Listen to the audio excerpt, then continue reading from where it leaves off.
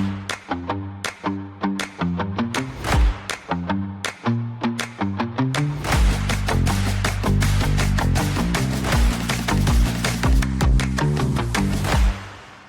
everyone, I'm Sophie Milburn, editor of the MSP Channel Insights portfolio, and today I'm joined again by Doni from Guardz. So to start, for anyone who didn't see our last interview, could you introduce yourself, your role, and tell us a little bit about Guardz as a company?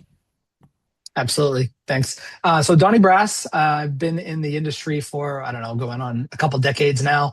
I lead the product strategy in our community here at Guardz.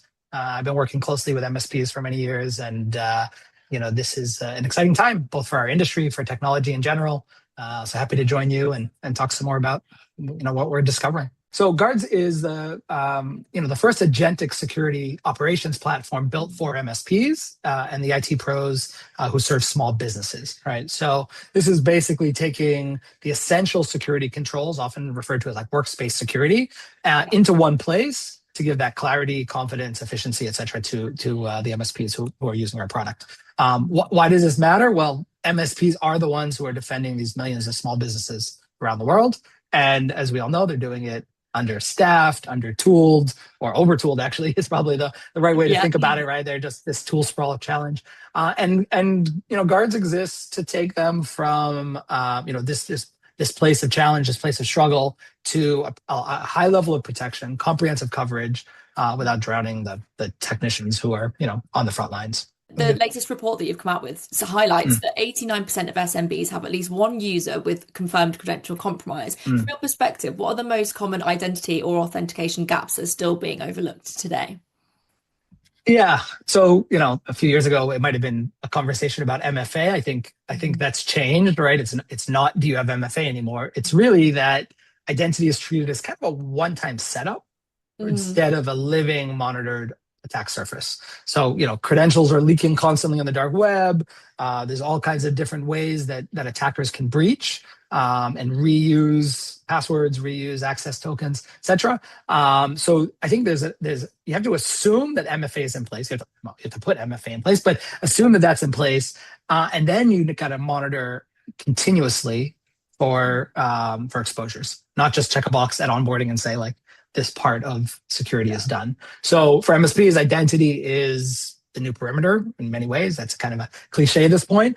But it's really about that real-time ongoing monitoring rather than just that one-time setup.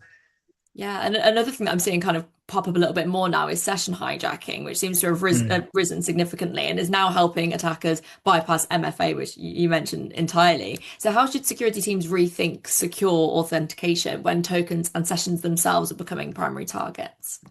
Yeah, that's a good point. Yeah, in the report, I think we saw a 23% increase in session hijacking in the 180-day period that we monitored. This is by far the fastest growing attack vector. It bypasses MFA entirely, right? Because once the session is going, MFA is no longer required. So if you can grab that session, it just and start the attack at that point, then they're in there scot-free. I think there's a mental shift. I think there's the monitoring of logins, MFA, et cetera.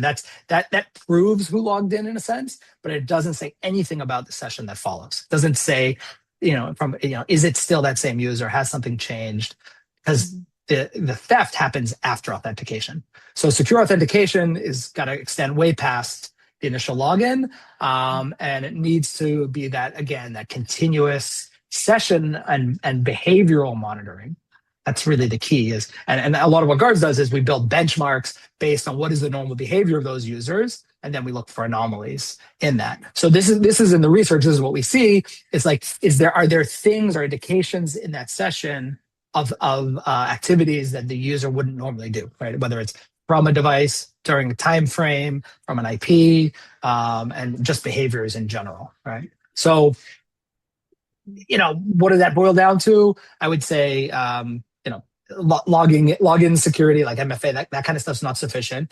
In the past, that was sort of sold as the finish line, and attackers are actually coming after that, right? So we're moving beyond that. So we have to rethink what it really means, and to do identity security. And we have to understand that these attackers are leveraging these kinds of session tokens to take advantage, session hijacking, token theft. Yeah.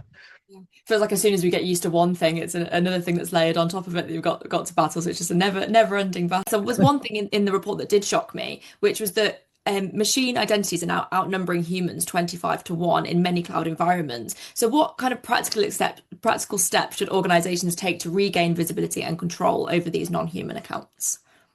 Yeah, it's a good question. I'll first answer it, I guess, from just a general advice perspective, nothing Yeah. specific to do with what Guardz offers or value that Guardz can bring, but from just a very practical perspective, inventory first, right? Basically, you can't secure what you can't see.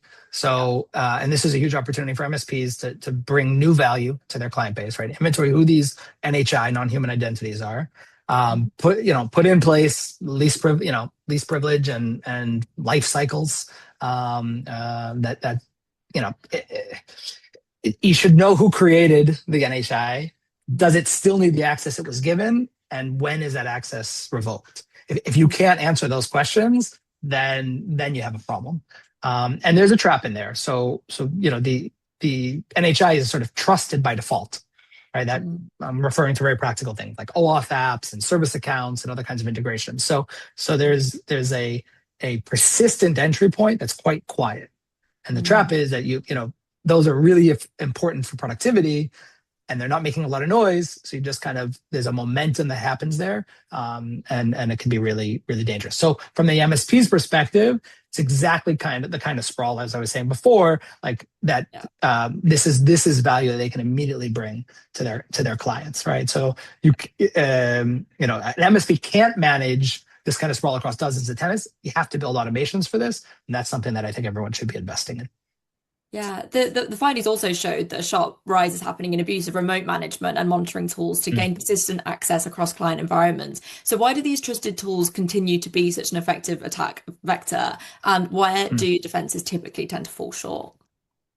Yeah, this hasn't changed. I was years ago. I worked for LogMe, and LogMe and Rescue was my product, and we had the same challenges back then, right? There were these spam centers, spam call centers who were just trying to get people to install LogMe and Rescue, and so they could get access to the machines and invoke an attack. RMM tools are designed by default to have God mode access. Like that's just how they work, right? Of course, you can restrict that, but they're allowed listed by definition. It's like maybe arguably the most important tool in the MSP's toolkit. So when an attacker is riding along that or living off the land there, it looks like legitimate admin activity. Defenses fall short because they tend to watch for malware on the endpoint, not looking for trusted tools that have already been kind of whitelisted. This ties to living off the land findings that we have in our report, where attackers have well, if we look at malware as a volume of attacks that's dropped, and there's an attempt to be persistent on a device, and that's where the LOTL, or living off the land, really thrives. I think it's playing off of a supply chain fear. This is the truth. Every MSP feels this. Like I don't want to. It's my goal is not to make you feel fearful of this. I think MSPs by nature are already living in this fear, because one compromised RMM means all their clients are potentially at risk. So I understand that pain. I understand that fear. Guardz is thinking about the different ways that we can mitigate that, and there's a lot of great ways to do that. And some companies have chosen to do a sort of whitelist approach, approved list approach to solve that. Other companies are helping you kind of specify which are your approved tools, and then other ones can be flagged. And Guardz is taking a sort of a hybrid approach to that. So we're there for you. We're helping you sort through this problem, and our MDR team is really on top of these and working closely with our clients to make sure we reduce the noise of false positives here, but really have our eye on when this abuse is happening. Fantastic. And then my final question, which I always think is the hardest question, would be looking into the future. If we were to look at the 2027 report, what do you think it would say? What's going to differ from now till then, do you think? And what will kind of differentiate the people that stand out and keep up with everything that's changing, and maybe those that kind of fall behind a little bit? Yeah. Wow. What is going to be different next year? I think there's going to be a bit of commoditization in the security market happening. We've seen that over the last decades that certain areas in security have become more commoditized. But I think the differentiation between the top companies in the industry are going to get narrower and narrower. Consolidation, unification, which is something Guardz has built herself on for years. This nuance will get narrower and narrower. And what really I think will become interesting for the companies as defenders will be those who really figure out how to help our partners, our MSP partners, operationalize security better.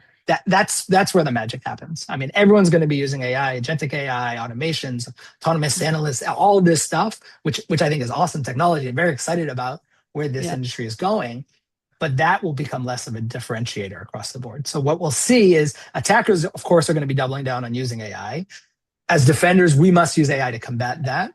But how an MSP is able to operationalize their security, and this is why Guardz is leaning into agentic SecOps rather than just like agentic security in a more generic way. It's really about that operations piece, because AI can remove the busy work. It doesn't remove the humans, but we have to help those humans get the most out of the tools that we give them. And I think the MSPs who would sort of adapt or treat AI as an operations layer rather than like a feature add-on, those are the ones who are going to succeed the most. And that's where in the threat reports of the future, we'll see we'll really be able to amp up our defenses through that operationalization.